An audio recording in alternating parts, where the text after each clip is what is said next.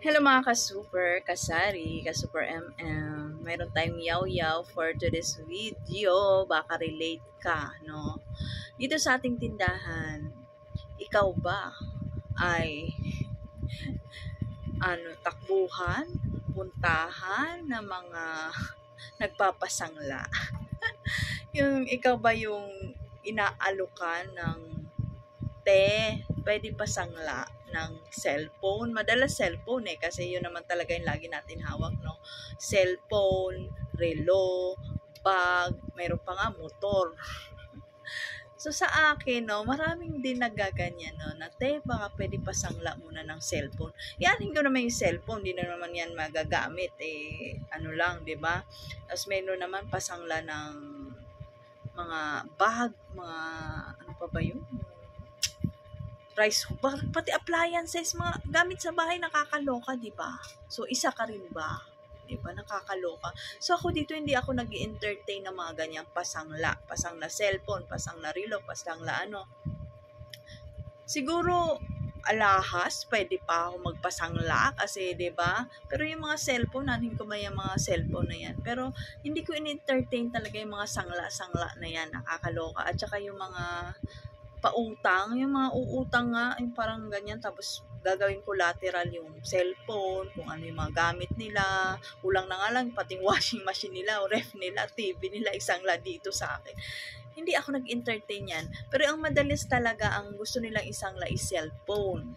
Ate, sangla ko muna yung cellphone ko sa iyo, ganyan. Tapos, kukunin ko sa susunod na linggo. Hindi ako nag-entertain ng ganyan. Ayoko talaga ng ganyan. Pagdating sa mga ganyan, ayoko talaga. Pagdating din sa mga pautang na sabi tutubuan, nako. Yan din yung sabi, mayroon pa yung isang laki yung cellphone ko, tapos tubuan mo na lang, ganyan. Pag umayaw ako, sasabihin, baka naman pwede makautang na lang, tubuan, pera na. Lalong-lalong ayoko ng ganyan, yung patubong pera. Ayoko talaga ng ganyan. Hindi ko talaga, never pumasok sa isip yung mga ganyang negosyo na pera, tapos tutubuan mo. Ay, sakit sa ulo yan alam mo yon. Kasi, alam ko na yan been there, done that na ako dyan na, syempre, di ba tayo minsan, ito paalala ko na lang din, no, sa aking mga kasuper, na minsan may pera tayo, no, isip natin, yung mabilis. Gusto natin yung mabilis, papautang natin. Tapos ang ending, pautang mo, pautangan. Pag nagpautang ka pa naman, tapos nakilala ka dyan, ang dami ng mga refer ni ganito, marami ng punta dyan. Ayoko talaga ng ganyan. Ayoko talaga yung perang ganyan.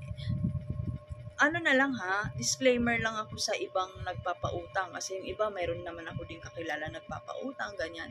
Sila kasi mayroon na yan silang mga tao siguro na nangungutang sa kanila na good payer, pero ako ayoko talagang umpisahan yan kasi ayoko sumakit ang ulo ko. Ang sakit na nga ng ulo ko sa mga utang dito sa ating tindahan, dadagdagan ko pa yung sakit. At saka siguro wala akong pera pampautang. Yun talaga yung point doon, na wala talaga akong perang pampautang na enough na sabi mo, pautang ako, tapos tubuan. Kasi, ang dami ko na na-experience yan before pa na sakit talaga sa ulo yung iba yung mga kakilala natin na nagpapautang, di ba? At saka may karma yan Alam ko parang may karma yan yung ganyan, nagpapautang ka ng pera, parang eventually parang nagkakasakit, mga ganun. Meron akong kilalang gano'n na nagpapautang ng pera, tubuan, tapos anong ending para nagkasakit, parang gano'n. Kaya ayoko talaga entertain ganyan. So kung dito lang, yun, negosyo lang, ayoko ng mga ganyan-ganyan. Kaya lagi ko tinatanong, sabi ko, hindi ako naggaganon. Talagang pinaprank ko na talaga, hindi ako naggaganon.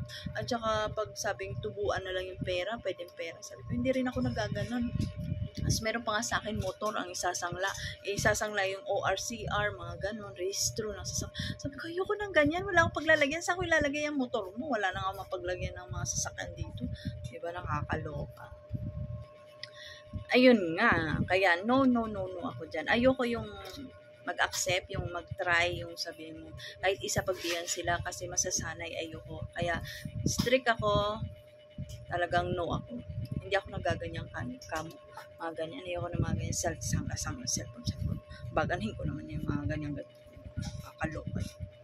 Diba? Yun lang aking share for today's video. Kasi, talaga naman, baka relate ka kasi na, takbuhan sa tindahan. Di ba? Hindi ko naman kakaloka. Bye-bye.